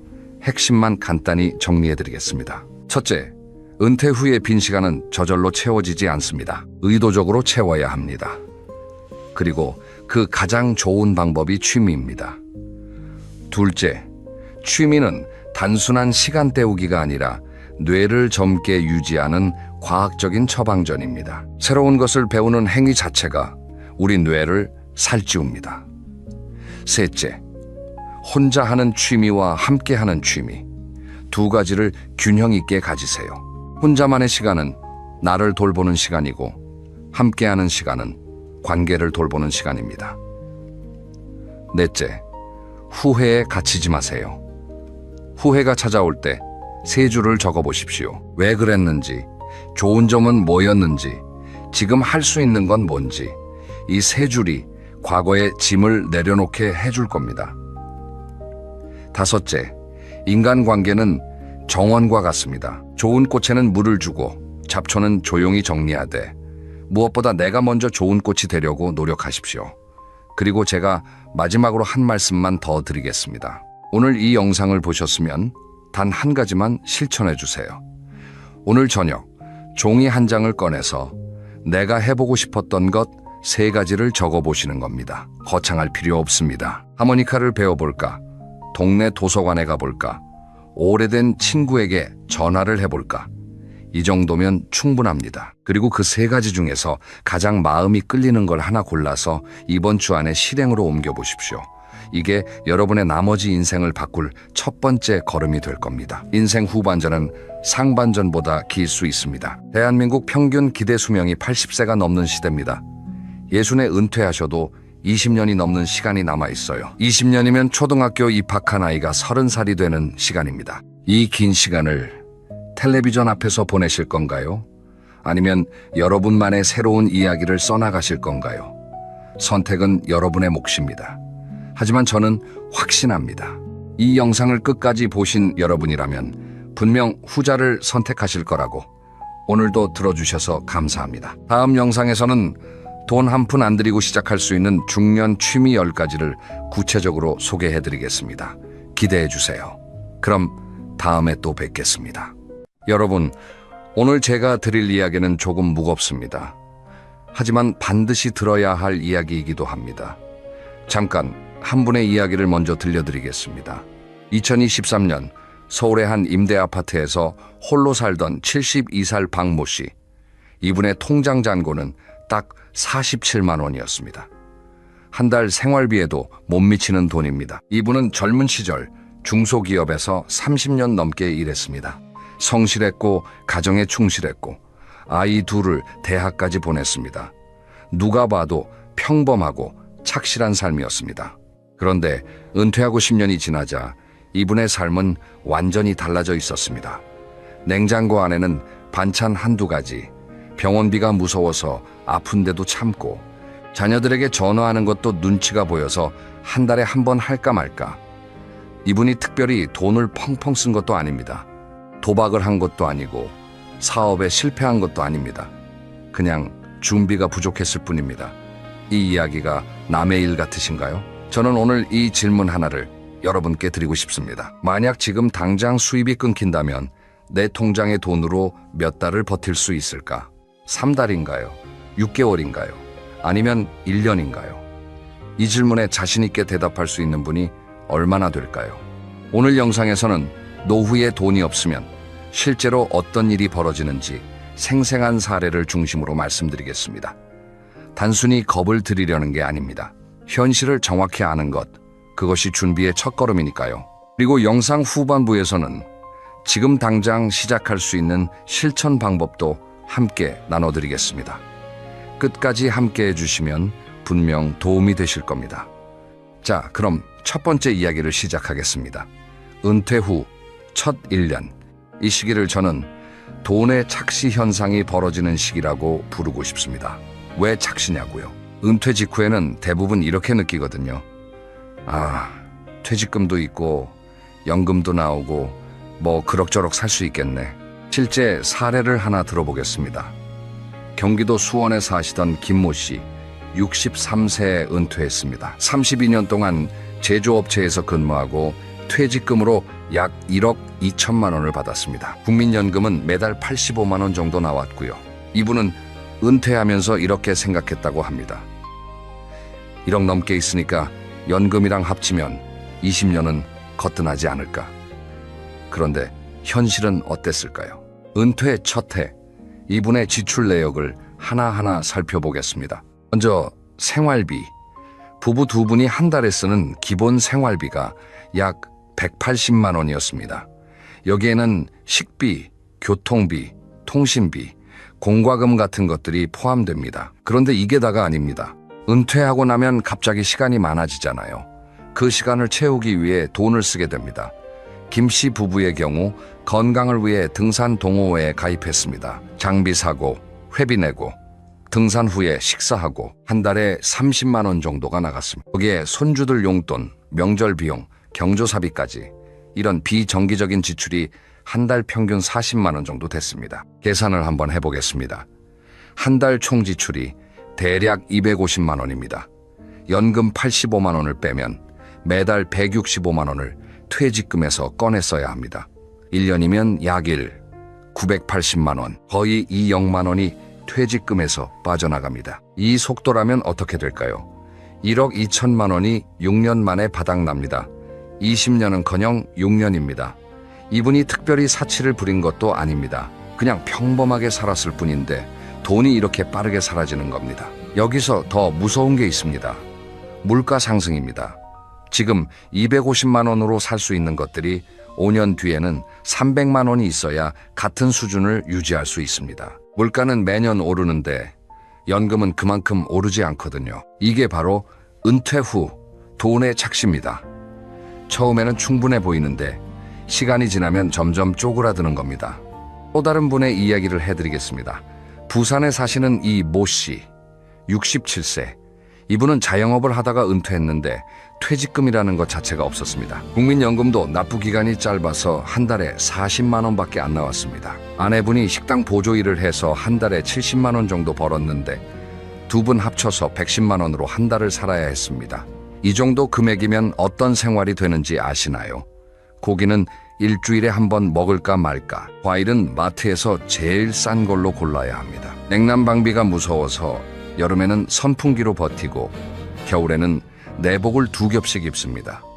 외식은 거의 하지 않고요. 가끔 손주들이 놀러 오면 치킨 한 마리 시키는 게 큰 이벤트입니다. 분이 저에게 이런 말씀을 하셨다고 합니다. 은퇴 전에는 돈이 얼마나 중요한지 몰랐다. 매달 월급이 들어오니까 그게 당연한 줄 알았다. 그런데 그게 끊기고 나니까 세상이 완전히 다르게 보인다. 이 말이 가슴에 와닿으시는 분 많으실 겁니다. 매달 들어오는 수입. 우리는 이것을 너무 당연하게 여기고 삽니다. 하지만 이것이 사라지는 순간 삶의 풍경은 완전히 달라집니다. 여기서 중요한 숫자 하나 알려드리겠습니다. 2024년 기준으로 우리나라 노인 빈곤율은 약 40%를 넘습니다. OECD 회원국 중에서 압도적으로 1위입니다. 쉽게 말하면 65살 이상 어르신 10분 중 4분이 빈곤선 아래에서 살고 있다는 뜻입니다. 이게 우리의 현실입니다. 자, 이제 두 번째 이야기로 넘어가겠습니다. 이 부분은 말씀드리기가 좀 조심스럽습니다. 하지만 현실이니까 피하지 않겠습니다. 돈이 없어지면 가장 먼저 흔들리는 것. 많은 분들이 건강이라고 생각하시는데 사실 그보다 먼저 흔들리는 것이 있습니다. 바로 가족관계입니다. 서울 노원구에 사시던 정모 씨의 이야기입니다. 이분은 68세에 은퇴했고 아들이 하나, 딸이 하나 있었습니다. 은퇴 전까지는 좋은 아버지였습니다. 아이들 학비 대주고 결혼 자금도 보태주고 손주가 태어나면 용돈도 넉넉히 줬습니다. 아이들도 아버지를 존경했고 명절이면 온 가족이 모여서 즐거운 시간을 보냈습니다. 그런데 은퇴하고 3년이 지나면서 상황이 달라지기 시작했습니다. 퇴직금이 줄어들고 생활이 빠듯해지면서 정 씨는 아들에게 처음으로 돈을 빌려달라고 했습니다. 처음에는 아들도 기꺼이 도와줬습니다. 하지만 2번, 3번. 계속되다 보니 아들의 태도가 변했습니다. 전화를 잘 안 받기 시작하고 명절에도 바쁘다는 핑계로 오지 않게 됐습니다. 딸은 좀 다른 방식이었습니다. 직접적으로 거절하지는 않았지만 아버지와 만날 때마다 이런 말을 했습니다. 아버지, 왜 젊었을 때 더 모아두지 않으셨어요? 이 말이 정 씨의 가슴에 비수처럼 꽂혔다고 합니다. 내가 그동안 너희한테 쏟아부은 게 얼만데. 그런 마음이 들면서도 한편으로는 미안한 마음이 더 컸다고 합니다. 정 씨는 결국 자녀들에게 연락하는 것을 스스로 끊었습니다. 누가 되고 싶지 않아서, 자존심 때문에. 그리고 홀로 남은 임대 아파트에서 하루하루를 보내기 시작했습니다. 이분이 남긴 말이 있습니다. 돈이 없으면 자식한테도 당당할 수가 없다. 이게 제일 서럽다. 이런 사례가 정 씨만의 이야기일까요? 안타깝게도 아닙니다. 한국보건사회연구원의 조사를 보면 은퇴 후 자녀와의 관계가 나빠졌다고 응답한 어르신 중 70% 이상이 경제적 문제를 원인으로 꼽았습니다. 부부관계도 마찬가지입니다. 인천에 사시는 최모 씨 부부의 이야기를 해드리겠습니다. 최 씨는 65세에 은퇴했고 아내와 함께 노후를 보내리라 생각했습니다. 하지만 은퇴 후 경제적 압박이 시작되면서 부부 사이에 다툼이 잦아졌습니다. 아내는 이렇게 말했습니다. 당신이 젊었을 때 좀 더 알뜰하게 살았으면 지금 이 고생을 안 해도 됐을 텐데. 최 씨는 이렇게 받아쳤습니다. 나도 열심히 살았어.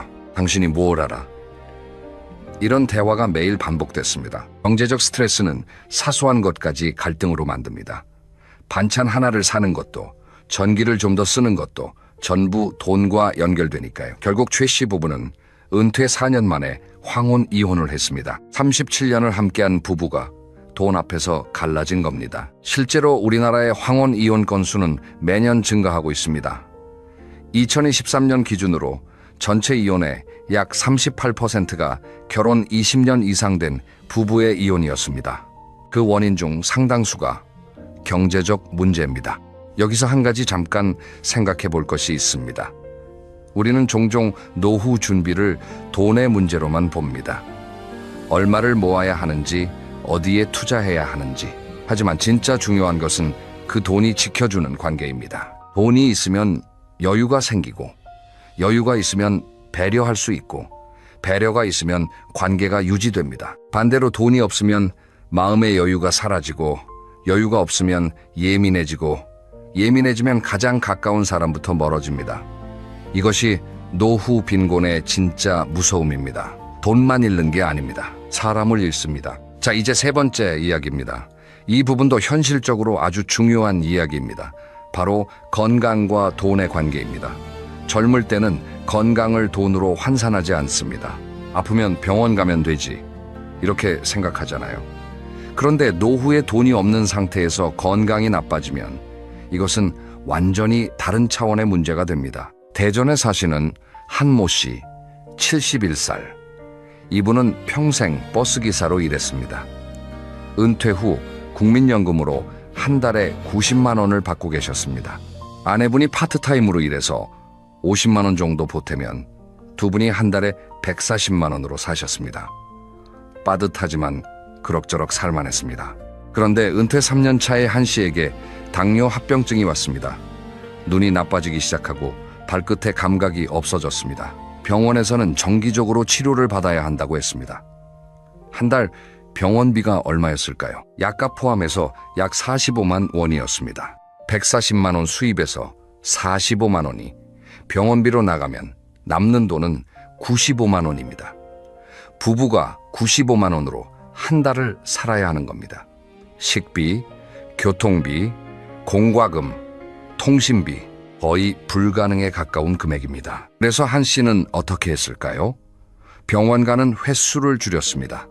한 달에 2번 가야 하는데 한 번만 갔습니다.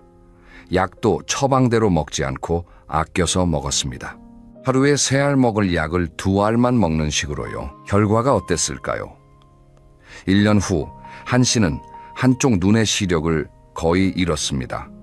그리고 발가락 2개를 절단해야 했습니다. 돈을 아끼려다가 건강을 더 더 크게 잃은 겁니다. 그리고 건강을 더 크게 잃으니 치료비는 더 많이 들었습니다. 이것이 바로 빈곤의 악순환입니다. 돈이 없어서 치료를 미루고 치료를 미루니 병이 커지고 병이 커지니 돈이 더 드는 겁니다. 또 다른 사례를 보겠습니다. 경북 안동에 사시는 김모 할머니 76세. 이분은 남편이 일찍 돌아가시고 혼자 사셨습니다. 기초연금 한 달 40만 원이 전부였습니다. 그런데 넘어지면서 골반을 다쳤습니다. 수술을 받아야 했는데 수술비가 약 500만 원이었습니다. 40만 원 연금으로 500만 원 수술비를 어떻게 마련할까요? 이분은 결국 수술을 포기했습니다. 대신 진통제를 먹으면서 버텼습니다. 3개월 후 이분은 걸을 수 없게 됐습니다. 침대에 누워서만 생활하게 된 겁니다. 이렇게 되면 또 다른 문제가 생깁니다. 바로 간병 문제입니다. 혼자 일상생활이 안 되니 누군가 돌봐줘야 하는데 가족이 돌봐줄 형편이 안 되면 요양시설에 가야 합니다. 요양시설 비용은 어떨까요? 장기 요양 등급을 받으면 국가에서 일부 지원해 주지만 그래도 본인 부담금이 한 달에 30만 원에서 50만 원 정도 나옵니다. 40만 원 연금으로는 이것도 감당하기 어렵습니다. 여기서 잠깐 숫자 하나 더 말씀드리겠습니다. 우리나라 65살 이상 어르신의 평균 의료비 지출액이 65살 미만 성인의 약 3배에 달합니다. 나이가 들수록 병원에 갈 일이 많아지는데 정작 수입은 줄어드는 것. 이 모순이 노후 빈곤의 핵심 문제 중 하나입니다. 그리고 많은 분들이 간과하시는 게 있습니다. 치매입니다. 치매 환자를 돌보는 데 드는 비용이 연간 평균이 0만 원이 넘습니다. 가족이 직접 돌보는 경우에는 경제적 부담뿐만 아니라 정신적, 체력적 소모까지 엄청납니다. 돈이 있으면 좋은 시설에서 전문적인 돌봄을 받을 수 있지만 돈이 없으면 온 가족이 함께 무너질 수 있습니다. 건강은 돈으로 살 수 없다는 말이 있잖아요. 맞는 말입니다. 하지만 돈이 없으면 건강을 지킬 수도 없다는 것. 이것도 틀림없는 현실입니다. 이쯤에서 잠깐 이야기를 정리해 보겠습니다. 지금까지 우리는 세 가지를 살펴봤습니다. 첫째, 은퇴 후 돈이 생각보다 빠르게 사라진다는 것. 둘째, 돈이 없어지면 가족 관계가 흔들린다는 것. 셋째, 건강 문제가 경제적 문제와 맞물려 악순환을 만든다는 것. 이 세 가지가 동시에 일어나면 어떻게 될까요? 이제 네 번째 이야기를 해야 합니다. 솔직히 이 부분이 가장 마음이 아픈 이야기입니다. 노후에 돈이 없고 가족과도 멀어지고 건강까지 나빠지면 마지막에 남는 것은 무엇일까요? 외로움입니다. 그리고 이 외로움은 단순히 쓸쓸한 감정 수준이 아닙니다. 사회에서 완전히 사라지는 것입니다. 서울 관악구에서 일어난 일입니다. 70세 이모 씨. 이분은 은퇴 후 아내와 이혼하고 자녀들과도 연락이 끊겼습니다. 작은 원룸에서 혼자 살았습니다. 수입은 기초연금 40만 원과 가끔 하는 폐지 줍기로 버는 10만 원 정도가 전부였습니다. 이분의 하루가 어땠는지 한번 그려보겠습니다.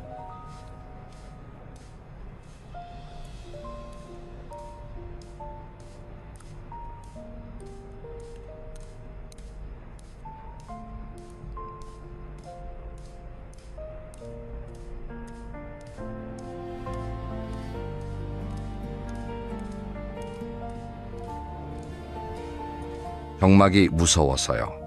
점심때쯤 무료 급식소에 갑니다. 거기서 밥을 먹고 근처 공원 벤치에 앉아서 오후를 보냅니다. 말을 걸 사람이 없습니다.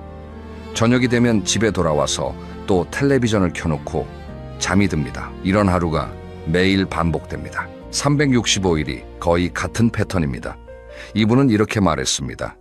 나는 살아있지만 사는 게 아니다. 그냥 하루를 때우는 거다. 이런 상황이 길어지면 어떻게 될까요? 우울증이 옵니다.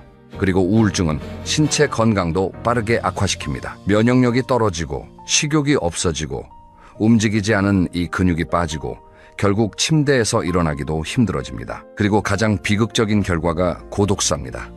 아무도 모르게 혼자서 생을 마감하는 것. 2024년 보건복지부 자료에 따르면 우리나라에서 매년 발생하는 고독사가 약 3,500건에 달합니다.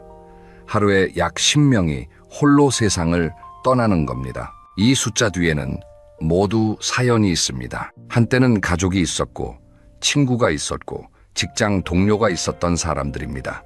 하지만 돈이 없어지면서 하나둘 관계가 끊기고 결국 혼자 남은 사람들입니다. 부산 해운대구의 사례도 말씀드려야겠습니다. 69세 윤모 씨, 이분은 건설 현장에서 평생 일했습니다. 몸을 쓰는 일이라 관절이 일찍 망가졌고 65세에 더 이상 일을 할 수 없게 됐습니다. 국민연금은 납부 기간이 짧아서 한 달에 30만 원밖에 나오지 않았습니다. 이분은 처음에 아들 집에서 함께 살았습니다. 하지만 며느리와의 갈등이 심해지면서 결국 나오게 됐습니다. 정부 임대주택에 신청했지만 대기 기간이 길었고 그 사이에 고시원에서 생활했습니다. 고시원 월세가 약 30만 원, 연금 30만 원을 월세로 다 내고 나면 남는 돈이 없습니다. 이분은 식사를 무료급식에 의존하고 아프면 참고 겨울에는 공공도서관이나 지하철 역사에서 시간을 보냈습니다. 주변 사람들에게 자신의 상황을 알리지 않았습니다. 창피해서요, 부끄러워서요. 도움을 요청하는 것조차 자존심이 허락하지 않았습니다. 여기서 한 가지 중요한 이야기를 하겠습니다. 노후 빈곤의 가장 큰 적 중 하나가 바로 수치심입니다. 도움을 받을 수 있는 제도가 있어도 부끄러워서 신청하지 않는 분들이 많습니다. 나이 먹어서 나라한테 손 벌리기 싫다. 자식한테 짐이 되고 싶지 않다. 이런 마음으로 스스로를 고립시키는 분들이 너무 많습니다. 하지만 이것은 정말 잘못된 생각입니다. 도움을 받는 것은 부끄러운 일이 아닙니다. 여러분이 평생 세금을 내셨잖아요. 여러분이 이 나라를 만들어 오셨잖아요. 필요할 때 도움을 받는 것은 당연한 권리입니다. 이 이야기는 마지막 챕터에서 더 구체적으로 해드리겠습니다. 사회적 고립의 문제를 조금 더 말씀드리겠습니다. 은퇴 후에 가장 크게 바뀌는 것 중 하나가 사회적 정체성입니다. 직장에 다닐 때는 어디 회사에 누구 부장, 누구 과장 이런 식으로 자기를 소개할 수 있잖아요. 그런데 은퇴하면 그 명함이 사라집니다. 내가 누구인지를 설명할 수 있는 꼬리표가 없어지는 겁니다. 대구에 사시는 오모 씨, 73세. 이분은 은퇴 전에 은행 지점장까지 하신 분입니다. 은퇴 후에 동네 모임에 나가봤는데 사람들이 물었다고 합니다. 뭐 하시는 분이세요? 그 질문에 대답할 수가 없었다고 합니다. 그냥 아무것도 안 합니다. 이렇게밖에 말할 수가 없었다고요. 그 순간의 자괴감이 이루 말할 수 없었다고 합니다. 이분은 결국 모임에 나가지 않게 됐습니다. 사람을 만나는 게 스트레스가 된 겁니다. 돈이 없으니 커피 한 잔 사는 것도 부담이고 남들 앞에서 당당할 수가 없고 점점 방 안에만 있게 되면서 우울감이 깊어졌습니다. 이런 이야기를 듣다 보면 너무 무겁고 암울하게 느껴지실 수 있습니다. 그래서 이제 분위기를 좀 바꿔보려고 합니다. 지금까지 어두운 현실만 이야기했다면 이제부터는 빛을 이야기하겠습니다. 어둠이 깊을수록 작은 빛도 밝은 법이니까요. 5번째 이야기입니다. 그래도 다시 일어선 사람들. 이 이야기가 오늘 영상에서 제가 가장 들려드리고 싶은 부분입니다. 전남 순천에 사시는 박모 할머니, 올해 78세. 이분의 이야기는 좀 특별합니다. 박 할머니는 70살이 넘어서 인생을 다시 시작한 분이거든요. 이분도 처음에는 앞서 말씀드린 사례들과 크게 다르지 않았습니다. 남편이 사업에 실패하고 빚을 남긴 채 세상을 떠났습니다. 자녀들은 각자의 생활이 빠듯해서 도와줄 여력이 없었습니다. 기초연금 40만 원으로 살아야 했습니다. 우울했고 희망이 없었습니다. 그런데 어느 날 동네 복지관에서 전화가 왔습니다. 어르신, 복지관에서 반찬 만드는 프로그램 하는데 한번 나오실래요? 박 할머니는 처음에는 귀찮았지만 집에만 있는 것보다 낫겠다 싶어서 나갔습니다. 거기서 비슷한 처지의 어르신들을 만났습니다. 다들 형편이 넉넉하지 않았지만 함께 요리하고 수다 떨고 밥을 나눠 먹으면서 웃음이 돌아왔습니다. 박 할머니에게는 특기가 하나 있었습니다. 바로 장아찌 담그기. 시어머니한테 배운 비법이 있었는데 복지관 사람들이 이 장아찌를 먹어보고 깜짝 놀랐습니다. 복지관 담당자가 이런 제안을 했습니다. 할머니, 이거 팔아보시면 어떨까요? 처음에는 웃어 넘겼습니다. 이 나이에 무슨 장사를 하느냐고. 하지만 복지관에서 로컬 푸드마켓에 입점하는 것을 도와줬고 할머니의 장아찌가 조금씩 팔리기 시작했습니다. 한 달에 20만 원, 30만 원. 큰 돈은 아니었지만 박 할머니에게는 의미가 달랐습니다. 내 손으로 돈을 벌었다는 자부심, 그리고 기다려주는 단골 손님이 생겼다는 기쁨. 이것이 할머니를 완전히 다른 사람으로 만들었습니다. 할머니는 이렇게 말했습니다. 70 넘어서 처음으로 내 이름으로 된 통장에 돈이 들어오는 걸 봤다. 평생 남편 밑에서 살았지 내 이름으로 뭔가를 해본 적이 없었다. 그게 이 나이에 올 줄 몰랐다. 이분의 이야기에서 중요한 것은 돈의 액수가 아닙니다. 30만 원이 인생을 바꾼 게 아니에요. 그 30만 원을 내가 벌었다는 사실, 누군가가 내가 만든 것을 좋아해 준다는 사실, 이것이 자존감을 회복시켜 준 겁니다. 또 다른 이야기를 해드리겠습니다. 서울 은평구의 조모 씨, 71살. 이분은 은퇴 후 3년 동안 거의 집에만 틀어박혀 살았습니다. 돈도 없고 갈 데도 없고 만날 사람도 없었습니다. 그러다 우연히 구청 게시판에서 시니어 일자리 프로그램을 보게 됐습니다. 초등학교 앞에서 교통봉사를 하는 일이었습니다. 한 달에 27만 원. 적은 돈이었지만 조 씨는 신청했습니다. 돈보다 밖에 나갈 이유가 필요했거든요. 처음에는 그냥 서 있기만 했습니다. 그런데 아이들이 매일 아침 인사를 합니다. 할아버지, 안녕하세요. 이 인사가 조 씨의 하루를 바꿨습니다. 아침에 일어나는 이유가 생긴 거예요. 아이들이 안전하게 학교에 가는 것을 도와준다는 것. 이 작은 역할이 조 씨에게는 큰 의미였습니다. 조 씨는 이렇게 말했습니다. 돈은 적지만 아침에 일어나는 이유가 생겼다. 그것만으로도 내 인생이 달라졌다. 이런 사례들이 주는 교훈이 있습니다. 노후에 돈이 없는 상황이 절망적인 것은 맞지만 완전히 끝난 것은 아니라는 겁니다. 작은 활동, 작은 연결, 작은 수입이라도 생기면 삶은 다시 움직이기 시작합니다. 경남 통영의 이모 씨, 69세 사례도 인상적입니다. 이분은 평생 어부였습니다. 몸이 안 좋아져서 배를 탈 수 없게 되자 수입이 뚝 끊겼습니다. 연금도 제대로 안 들어 있었습니다. 막막했습니다. 그런데 이분에게는 바다에 대한 지식이 있었습니다. 어떤 물고기가 언제 잡히는지, 조류가 어떻게 흐르는지, 좋은 낚시 포인트가 어디인지 50년 넘게 바다에서 살면서 몸에 밴 지식이었습니다. 복지 상담사의 제안으로 이분은 관광객을 대상으로 낚시 체험 가이드를 시작했습니다. 젊은 사람들이 이 할아버지의 이야기를 듣고 바다에서 낚시하는 것을 좋아했습니다. 블로그와 SNS를 통해 입소문이 나면서 주말마다 예약이 들어오기 시작했습니다. 이 씨의 수입은 크게 늘지 않았지만 이전과는 비교할 수 없을 만큼 활기찬 생활을 하게 됐습니다. 매주 새로운 사람들을 만나고 자기가 가진 지식을 나누고 감사하다는 인사를 듣습니다. 이분이 이런 말을 했습니다. 내가 아는 것이 누군가한테 도움이 된다는 게 이렇게 기쁜 줄 몰랐다. 돈보다 그게 더 크다. 이 사례들의 공통점이 보이시나요? 이분들은 대단한 재능이 있었던 게 아닙니다. 특별한 기술이 있었던 것도 아닙니다. 다만 한 가지 공통점이 있습니다. 한 발을 내딛었다는 것, 복지관에 나가는 것, 일자리 프로그램에 신청하는 것, 상담사의 제안을 받아들이는 것.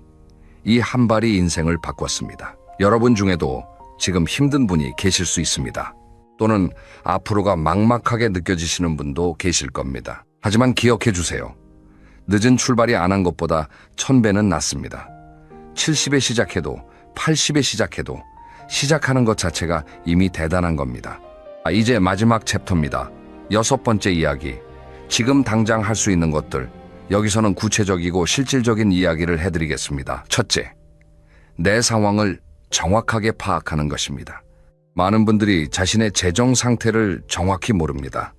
연금이 얼마 나오는지, 한 달에 실제로 얼마를 쓰는지, 저축은 얼마가 남아있는지 이것을 종이에 적어보는 것만으로도 큰 차이가 납니다. 실제로 재무 상담사들이 공통으로 하는 말이 있습니다. 노후 문제의 절반은 모르는 것에서 온다. 자기가 얼마를 쓰는지도 모르고 어떤 지원을 받을 수 있는지도 모르는 분들이 정말 많다.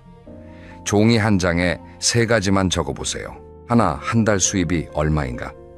연금, 이자 수입, 기타 수입을 다 합친 금액. 둘, 한 달 지출이 얼만가? 고정비와 변동비를 나눠서. 셋, 비상자금이 얼마나 있는가? 갑자기 큰 돈이 필요할 때 쓸 수 있는 돈. 이 세 가지를 적어보면 내 상황이 객관적으로 보입니다. 그리고 객관적으로 보여야 어디를 줄이고 어디를 늘릴지 판단할 수 있습니다. 둘째, 정부 지원 제도를 빠짐없이 확인하는 것입니다. 우리나라에는 노후를 위한 지원 제도가 생각보다 많습니다. 하지만 모르면 못 받습니다. 아까 말씀드렸듯이 부끄러워서 또는 복잡해서 신청을 안 하시는 분들이 많은데 이것은 정말 안타까운 일입니다. 대표적인 것들을 말씀드리겠습니다. 기초연금, 만 65세 이상이고 소득과 재산이 일정 기준 이하이면 매달 받을 수 있습니다. 2025년 기준으로 단독 가구 최대월 약 34만 원 정도입니다. 부부 가구는 합산 최대 약 54만 원 정도 됩니다. 긴급 복지 지원 제도도 있습니다. 갑자기 생계가 어려워졌을 때 생계비, 의료비, 주거비 등을 긴급하게 지원해주는 제도입니다. 주민센터에 가서 신청하면 됩니다. 의료비 부담이 큰 분들은 의료급여 제도를 확인해 보세요. 기초생활수급자로 선정되면 의료비의 대부분을 국가에서 부담해 줍니다. 그리고 건강보험 산정 특례 제도가 있어서 암이나 중증 질환에 걸렸을 때 본인 부담금을 크게 줄여줍니다. 주거 문제가 있는 분들은 주거급여를 확인해 보세요. 소득 기준에 따라 월세를 지원받을 수 있습니다. 그리고 공공임대주택 신청도 방법입니다. 대기 기간이 있기는 하지만 신청해두면 기회가 옵니다. 노인 일자리 프로그램도 적극 활용하시기 바랍니다. 한국노인인력개발원에서 운영하는 시니어 일자리 사업이 있습니다. 공익활동형은 한 달에 약 27만 원에서 30만 원 정도 받고 시장형이나 취업 알선형은 그보다 더 받을 수 있습니다. 이런 제도들을 어디서 한꺼번에 확인할 수 있느냐? 가장 쉬운 방법은 주민센터에 가는 겁니다. 주민센터에 가서 노인 복지 지원 받을 수 있는 게 뭐가 있는지 여쭤보면 담당 공무원이 상황에 맞는 제도를 안내해 줍니다. 전화가 어려우시면 직접 방문하셔도 되고 복지로 홈페이지에서도 확인할 수 있습니다. 셋째, 지출을 현실적으로 줄이는 것입니다. 지출을 줄이라는 말은 많이 들으셨을 겁니다. 하지만 중요한 건 어떻게 줄이느냐입니다. 무작정 아끼면 삶의 질이 너무 떨어지고 그러면 우울해지면 오히려 충동적인 소비를 하게 됩니다. 현명하게 줄이는 방법을 말씀드리겠습니다. 먼저 통신비입니다.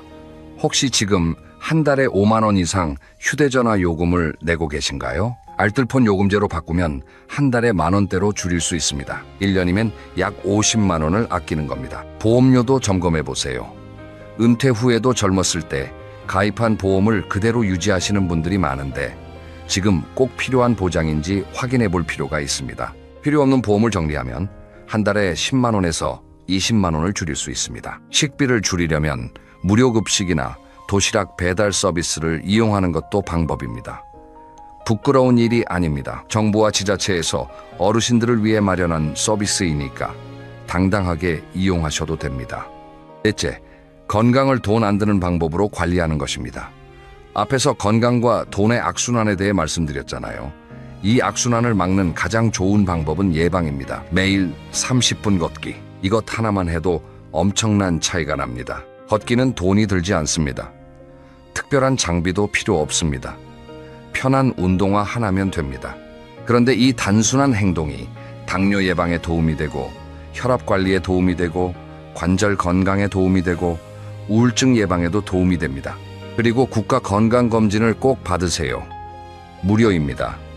2년에 한 번 받을 수 있는데 안 받으시는 분들이 의외로 많습니다. 검진을 통해 병을 조기에 발견하면 치료비를 크게 줄일 수 있습니다. 대장암, 위암, 폐암 같은 것도 국가 검진으로 무료 검사가 가능합니다.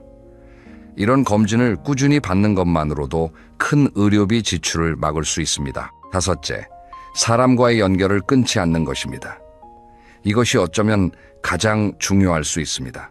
앞서 사례들에서 보셨듯이 노후 빈곤이 정말 무서운 것은 외로움과 고립 때문입니다. 그리고 이것을 막을 수 있는 것은 사람과의 연결입니다. 동네 복지관 프로그램에 참여하는 것, 경로당에 나가는 것, 종교 활동을 하는 것, 봉사 활동을 하는 것, 어떤 형태든 좋습니다. 밖에 나가서 사람을 만나세요. 돈이 없어서 못 만나겠다고 생각하실 수 있습니다.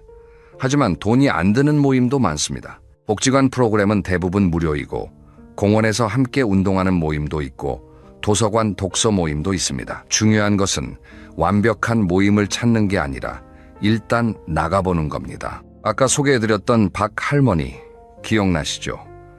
장아찌를 파시는 분. 이분도 복지관에 나가는 것에서 시작했습니다. 조모 씨도 구청 게시판을 보는 것에서 시작했습니다. 시작은 다 작습니다. 하지만 그 작은 시작이 인생의 방향을 바꿉니다. 이제 오늘 이야기를 마무리할 시간입니다. 오늘 우리는 노후에 돈이 없으면 실제로 어떤 일이 벌어지는지 여러분들의 실제 사례를 통해 살펴봤습니다. 퇴직금이 생각보다 빨리 사라지는 현실, 가족 관계가 흔들리는 아픔, 건강과 돈의 악순환, 사회에서 고립되는 외로움, 이 모든 것이 연결돼 있었습니다. 하지만 동시에 다시 일어선 분들의 이야기도 들었습니다. 78살에 장아찌 사업을 시작한 박할머니, 교통봉사로 아침에 일어나는 이유를 찾은 조씨, 바다 지식으로 새 인생을 연희씨, 이분들이 특별한 게 아닙니다. 한 발을 내디딘 것이 특별한 겁니다. 오늘 이야기의 핵심을 세 마디로 정리하겠습니다. 하나, 현실을 직시하자. 내 재정 상태를 정확히 파악하고 문제를 외면하지 말자. 둘, 도움을 받자. 정부 제도든 복지관이든 주변 사람이든 부끄러운 게 아니다. 셋, 한 발을 내딛자. 작은 시작이 큰 변화를 만든다. 그리고 마지막으로 이 영상을 보고 계신 여러분께 진심으로 말씀드리고 싶습니다. 여러분의 나이가 몇이든 지금 상황이 어떻든 아직 늦지 않았습니다. 오늘이 여러분 남은 인생에서 가장 젊은 날이니까요. 다음 영상에서는 노후 자금을 실제로 어떻게 마련할 수 있는지, 지금 가진 돈이 적더라도 할 수 있는 구체적인 재테크 방법을 알려드리겠습니다. 연금 수령 전략부터 소액 투자 방법까지 아주 현실적인 이야기를 준비하고 있으니 꼭 기대해 주세요. 오늘 영상이 도움이 되셨다면 좋아요와 구독 부탁드립니다. 주변에 이 이야기가 필요한 분이 있다면 공유도 해주시면 감사하겠습니다. 여러분의 노후가 따뜻하고 건강하길 진심으로 응원합니다. 다음 영상에서 또 만나겠습니다. 감사합니다.